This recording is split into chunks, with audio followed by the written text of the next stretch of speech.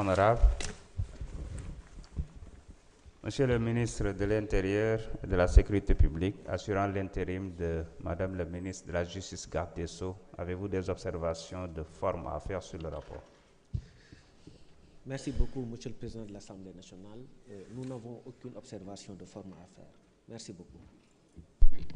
Merci beaucoup. Chers collègues, avez-vous des observations de forme à faire sur le rapport?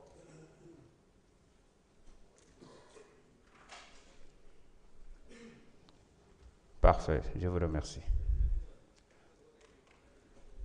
Article? Bismillah.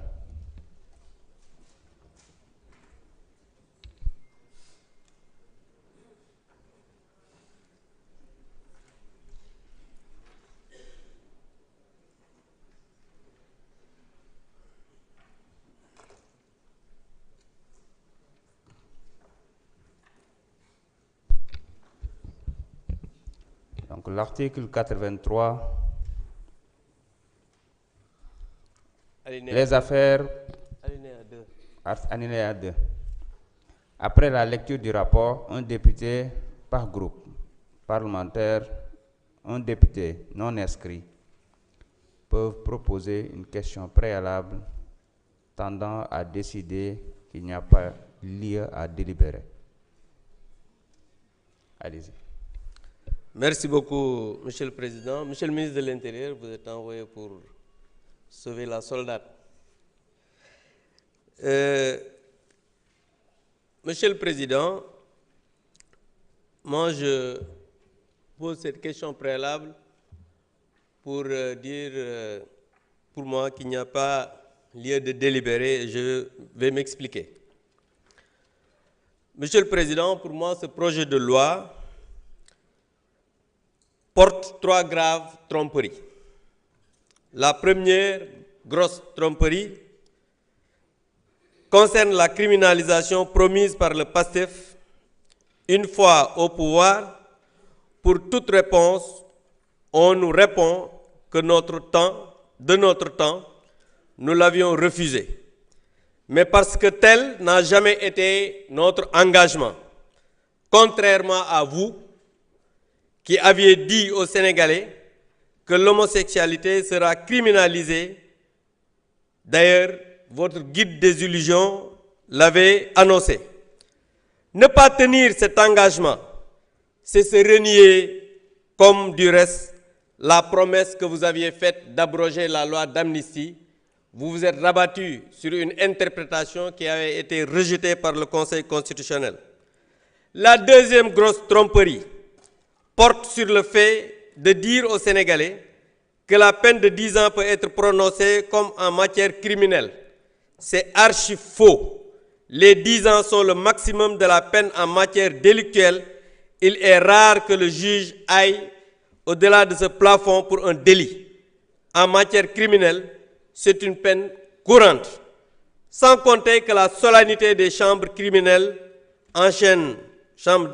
cour d'assises, rend le procès plus grave, plus solennel et les peines prononcées plus fortes. Vous le savez mieux que nous tous, Monsieur le ministre. Troisième grosse tromperie est que sous prétexte de punir la délation, on protège ici dans ce projet de loi les homosexuels.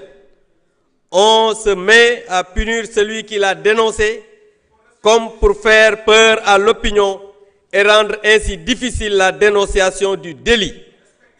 La conclusion est que sous prétexte de cette nouveauté de la loi, on a rendu l'homosexualité permissif au Sénégal. C'est exactement ça l'agenda LGBT. S'il y a un gouvernement, Monsieur le ministre, qui a aujourd'hui l'agenda LGBT en poche, c'est votre gouvernement. Parce que vous-même, au lieu, vous pouviez peut-être dire qu'on va alourdir. Oui, là, on allait comprendre. Mais vous protégez aujourd'hui les homosexuels. Vous allez nous dire, oui, on a amené le projet de loi 2 fois ici, mais vous l'avez rejeté parce que ça n'a jamais été notre engagement de criminaliser. Alors que vous, votre Premier ministre, avez pris l'engagement de criminaliser. Tay yalla daf ñu atté ak sénégalais yu bari yu nekk fi ñoo xamné ñi ngi àndoon ak tay ñi nga xamné ñoo fi nekk tay dans l'opposition naan Macky Sall dafa bëgg a daganal góor jigéen Sénégal alors que lui devant le monde entier avec des dirigeants qui ont été là et plus forts la taxaw ne leen tant que maa ngi nekk président Sénégal du ma criminaliser wala ma du ma écoutez tant que maa ngi nekk non ce que je dis président il faut arrêter le micro il faut arrêter président il faut arrêter le truc voilà tant que maa ngi nekk président Sénégal du ma daganal li may wax ay li may wax c'est bon s'il vous plaît xoolal s'il vous plaît chers collègues yéen xam ngeen ne seen 130 yi ngeen nekk mun leen maa perturber dama bëgg ngeen dal dama ne li may wax même bu fekkee da ngeen di crier les vidéos sont là tant que maa ngi nekk président Sénégal du ma légaliser li nga xamante ni mooy góor jigéen Sénégal c'est ce qu'il avait dit alors que votre guide des illusions a amené ici Mélenchon mi nga xam ne moom mooy kullu défenseur góor jigéen ci àdduna bi mu indi ko fii muy xaritam aujourd'hui ku wax ne Ousmane Sonko wala kenn am na ay xaritu góor jigéen ñu jàpp ko dëgg la mais dafa am ay xarit yoo xam ne dañuy défendre ay góor jigéen muy Mélenchon ñëpp gis ko mu indi ko fii yóbbu ko université ne dañuy tolérer li nga xam ne mooy homosexualité yàlla daf ñu àtte ak yéen parce que non seulement c'est un guide des illusions mais vous êtes un régime qui ne dit pas la vérité vous êtes un régime boo xam ne du ngeen wax dëgg du ngeen respecter li nga xamante ni nii moom mooy seeni engagement et aujourd'hui l'histoire nous a donné raison parce que vous aviez parlé de criminalisation même ceux qui étaient avec vous di waxu criminalisation aujourd'hui ci lan la ñu nekk naan non dugg na fi génn na fi en tout cas tey l'histoire a montré que vous avez renié vos engagements et que loolu tàmm nañ ko ci yéen parce que nit koo xam ne lu mu wax du dëgg bu renier ay engagement du bett kenn je vous remercie.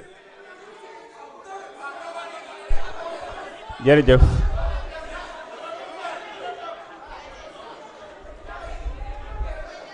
C'est bon.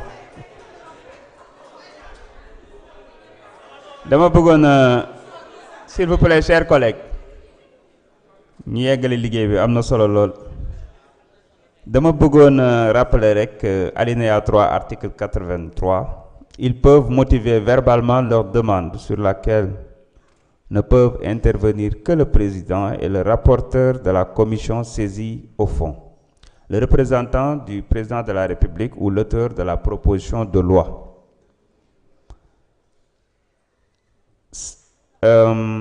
Monsieur le Président de la Commission des lois, Abdoulaye Tall, vous avez la parole.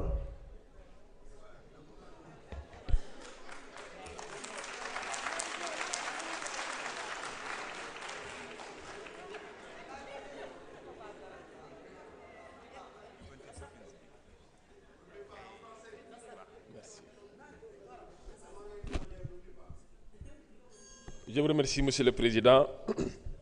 Monsieur le ministre de l'Intérieur, Madame et Monsieur les collaborateurs du ministre de la Justice, chers collègues, chers collaborateurs des services législatifs et de l'Assemblée nationale.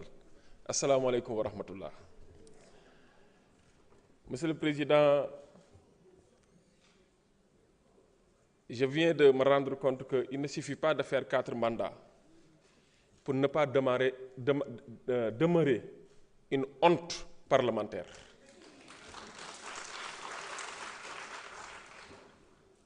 Aujourd'hui, la personne qui vient de parler vient de nous confirmer qu'en lieu et place